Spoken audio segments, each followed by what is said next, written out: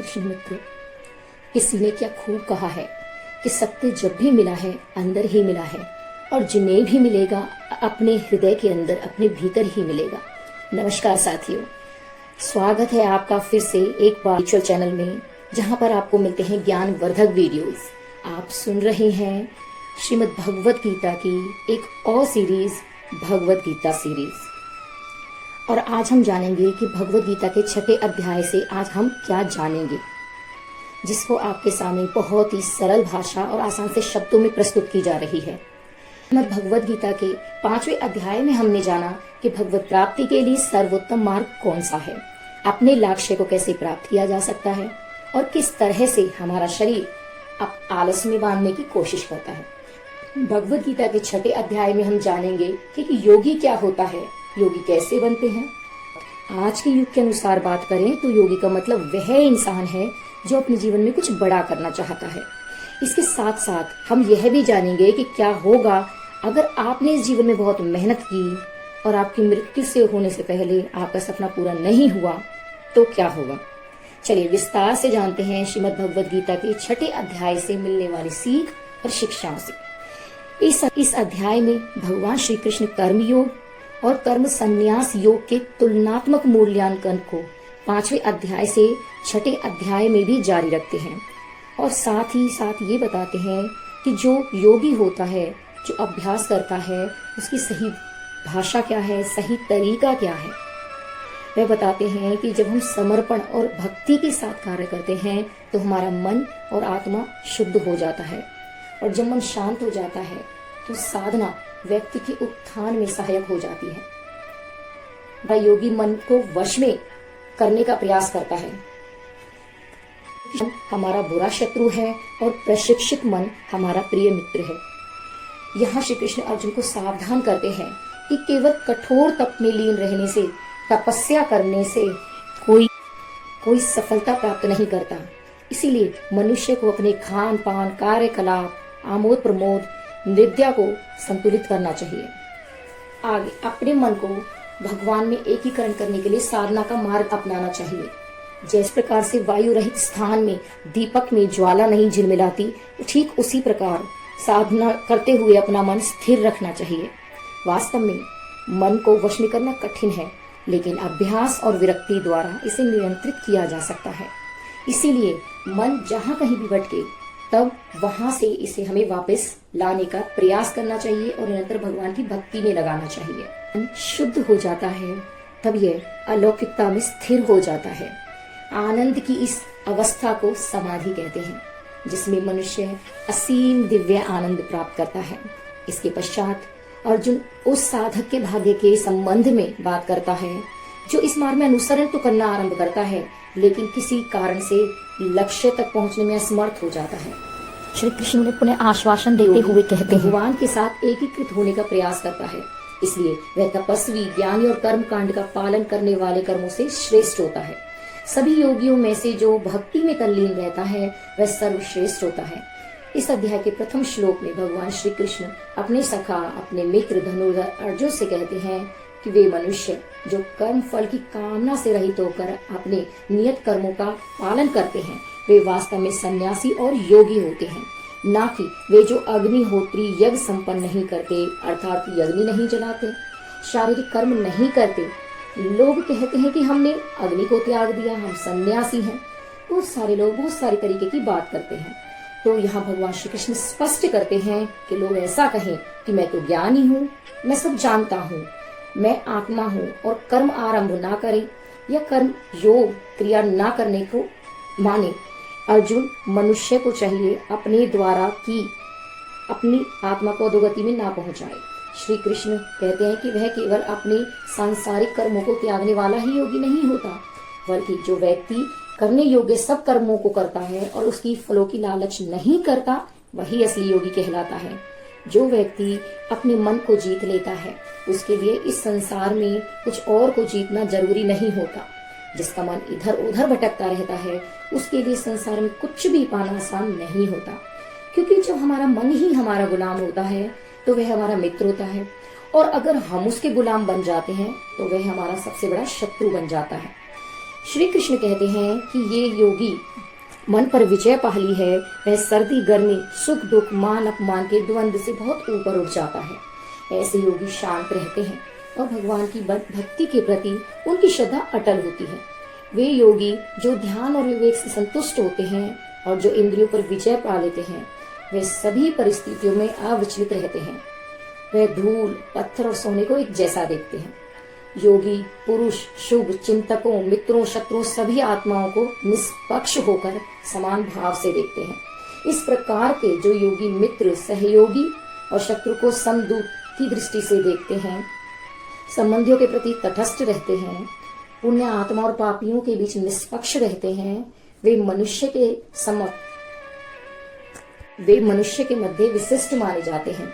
अर्थात जो व्यक्ति संसार के किसी भी विचार वासना या वस्तु से मोहित नहीं होता और जो मित्र दुश्मन महात्मा पापी जंतु आदि के प्रति समान भाव रखता है, वही योगी की असली निशानी होती है। हे अर्जुन, जब इस तरह का योगी का भाव आने लगे, बिना किसी आशा के बिना किसी भाव के अपने मन को मित्र बनाकर मेरा ध्यान करना। आगे श्री कृष्ण कहते हैं, हे अर्जुन, जो लोग बहुत अधिक भोजन ग्रहण करते हैं या अल्प भोजन ग्रहण करते हैं, बहुत अधिक या कम नींद लेते हैं, वे योग में सफल नहीं हो सकते।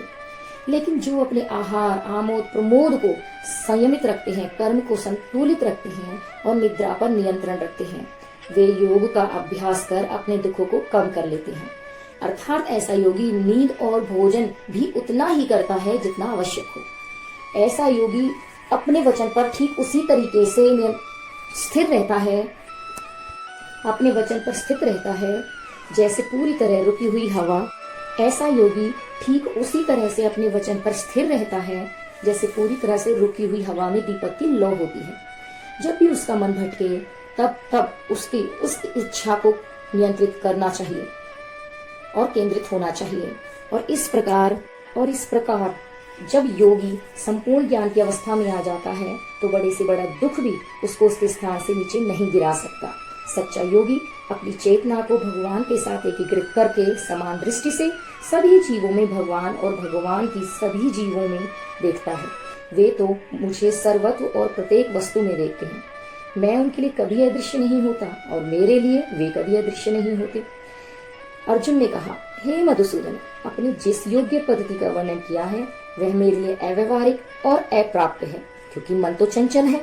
हे कृष्ण, क्योंकि मन अति चंचल अशांत हठी और बलवान है, इसीलिए मुझे वायु की अपेक्षा मन को नियंत्रित करना अधिक कठिन लगता है। भगवान श्री कृष्ण ने कहा, हे महाबाहु कुंती पुत्र, जो तुमने कहा वह सत्य है।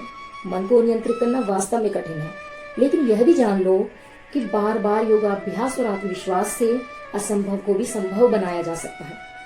अर्जुन ने कहा, हे कृष्ण, योग में असफल उस योगी का क्या भाग्य होता है जो इस पथ पर चलना तो प्रारंभ करता है, लेकिन अस्थिर होने के कारण इसे बीच में रोक देता है या इस जीवन में योग के ले पक्ष तक नहीं पहुंच पाता। हे कृष्ण, अगर कोई योगी इस तरह से ध्यान केंद्रित करके योग करे, लेकिन अगर अंतिम समय में किसी कारण उसका मन भागने लगे तो उसकी मेहनत शून्य हो जाएगी। परमेश्वर श्री कृष्ण ने कहा, हे प्रथापुत्र, आध्यात्मिक पथ का अनुसरण करने वाले योगी का ना तो इस लोक में और ना ही परलोक में नाश होता है। प्रिय मित्र, भगवत प्राप्ति के मार्ग पर चलने वाले को बुराई पराजित नहीं कर सकती। असफल योगी मृत्यु के पश्चात पुण्य आत्माओं के लोक में जाता है। अनेक वर्षों तक वह निवास करने के पश्चात वे पृथ्वी पर कुलीन या धनवान के कुल में जन्म लेते हैं, अथवा जब वे दीर्घ काल तक योग के अभ्यास से उदासीन हो चुके होते हैं तब उनका जन्म दिव्य ज्ञान से संपन्न परिवारों में होता है। संसार में ऐसा जन्म अत्यंत दुर्लभ है। अर्थात श्री कृष्ण ने कहा, नहीं अर्जुन, निरंतर परमात्माओं की तरफ बढ़ना हर आत्मा का अधिकार है। अगर किसी कारण वह योगी आत्मा योग की इस राह से विचलित हो जाता है तो भी उस योगी को पुण्य पुरुषों के लोक में कई वर्ष सुख और आनंद मिल जाता है और बाद में ध्यान भ्रष्ट योगी सुख में समय बिताकर फिर से और वहां पर वह ध्यान भ्रष्ट योगी भी सुख में समय बिताकर फिर से किसी पुण्य पर आत्मा के परिवार में जन्म लेता है और इस तरह से उस आत्मा की यात्रा वहीं से शुरू हो जाती है जहां पर उसने पिछले जन्म में समाप्त की थी। और इसी प्रकार से उसे एक नया रूप, नया जन्म, नया जीवन मिलता है परमात्मा के मिलन के प्रयत्न के लिए। फिर से मिल जाता है। अर्थात उसका पिछले जीवन में किया गया योग बेकार नहीं जाता, बल्कि लगातार प्रयत्न करने वाला योगी किसी जन्म में अपने जीवन चक्र से मुक्त होकर परमात्मा से विलीन हो जाता है। एक योगी तपस्वी से, ज्ञानी से और सकाम कर्मों से भी श्रेष्ठ होता है।